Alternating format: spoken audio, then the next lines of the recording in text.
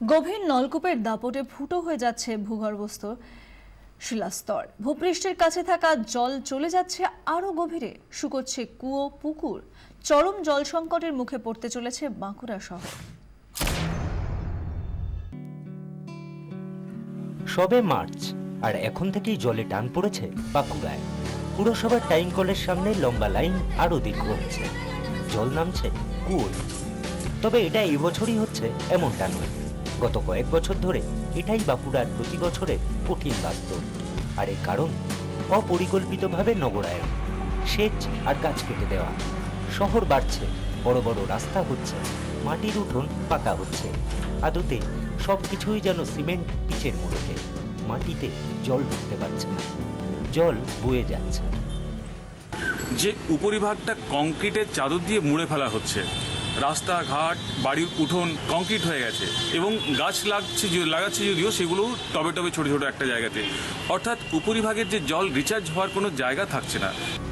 বর্ষাকালে মাটির ওপর থেকে জল ঢোকে মাটির ভেতরে, আবার শুখা মরশুমে সেই জলই আমাদের কাজে লাগে। সেই দেবে আর নেবের মহাকাব্য, কিন্তু সেই জল সংরক্ষণটাই হচ্ছে না। তার ওপর সেচের বোরিং তো আছেই, এর ওপর হয়েছে বহুতলের জন্য গভীর নলকূপ, তাতে আরো ক্ষতি বাড়ছে। ভৌগোলিকভাবে বাঁকুড়া ছোটনাগপুর মালভূমির প্রান্ত সীমায়। বাঁকুড়া শহরে মাটির নিচে জলের দুটি স্তর।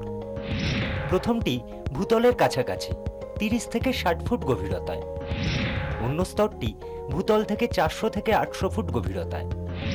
দুই জলস্তরের মাঝে রয়েছে পুরু শিলাস্তর।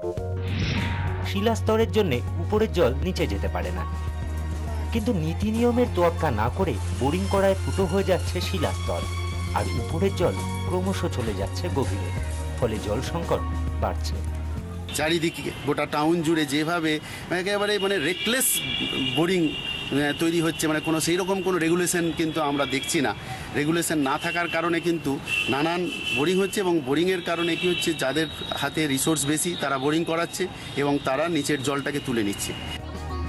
বাঁকুড়া থেকে হীরক বন্দ্যোপাধ্যায়ের রিপোর্ট, 24 ঘন্টা।